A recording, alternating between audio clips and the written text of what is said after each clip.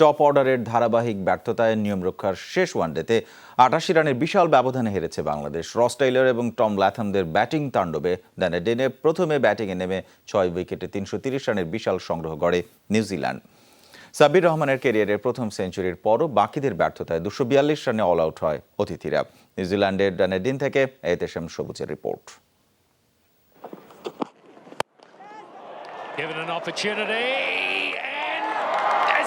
ক্রিকেটে একটি ক্যাচই অনেক সময় ম্যাচের ভাগ্য গড়ে দেয়। তামিমের অসাধারণ এই ক্যাচের পর বাংলাদেশের ভাগ্যটাও তেমন সুপ্রসন্ন মনে হচ্ছিল। আগের ২ ম্যাচের সেঞ্চুরিয়ান মার্টিন গাপটিল ২৯-এ ফিরে গেলে টাইগার শিবিরে প্রাণের সঞ্চার। ৫৯ রানে ২ উইকেট হারানো নিউজিল্যান্ডকে চাপে ফেলতে মাশরাফির সঙ্গে রুবেল, সাইফুদ্দিন, মিরাজদের নিয়ন্ত্রিত বোলিং। কিন্তু এই মাঠের সর্বোচ্চ রানের মালিক রস টেইলর উইকেট হারাতে দেননি। হেনরি নিকোলসকে নিয়ে গড়েন ৯৮ রানের জুটি, দুজনেই তুলে নেন হাফ সেঞ্চুরি। তবে ৬৯ রানের ইনিংস খেলে নিউজিল্যান্ডের দ্বিতীয় ক্রিকেটার হিসেবে ৮০০০ রান ক্লাবে প্রবেশ করেন টেইলর, বিশ্ব ক্রিকেটে যা চতুর্থ দ্রুততম। সঙ্গে স্টিফেন ফ্লেমিংকে পেছনে ফেলে দেশের পক্ষে ব্যক্তিগত সর্বোচ্চ রানের মালিকও বনে যান তিনি। তবে স্লগ ওভারে সর্বনাশের অনলে পড়েছে বাংলাদেশ।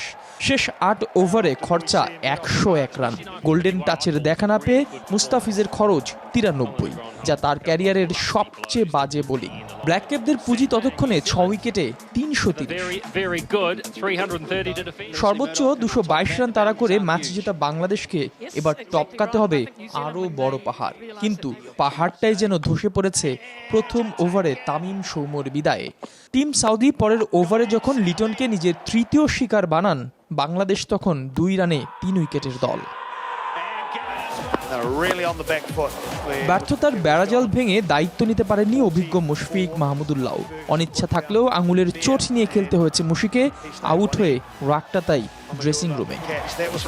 ৬১ রানে ৫ উইকেট হারানো বাংলাদেশকে কুলের দিকে টানে সাব্বির সাইফুদ্দিনের ১০১ রানের জুটি।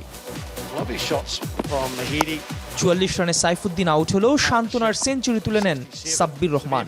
ক্যারিয়ারের প্রথম সেঞ্চুরি হাঁকিয়ে তিনি আউট হন ১০২-এ। টিম সাউদি ৬ উইকেট নিলে বাংলাদেশ ম্যাচ হারে ৫৮ রানে। নিউজিল্যান্ডের বিপক্ষে বাংলাদেশের এই সিরিজটা যেন ৩ ম্যাচের এক ধারাবাহিক নাটক। টপ অর্ডাররা একইভাবে ব্যর্থ হয়েছে ৩ ম্যাচে। মান বাঁচাতে লোয়ার মিডল অর্ডারে কেউ না কেউ রান করেছে। দিন শেষে বাংলাদেশ ম্যাচটা হেরেছে, যার ফলে নিউজিল্যান্ডে খেলা ৪টি সিরিজেই ৩-০-তে হোয়াইট ওয়াশ হলো বাংলাদেশ। এহতেশাম সবুজ, যমুনা স্পোর্টস, ডানেডিন, নিউজিল্যান্ড।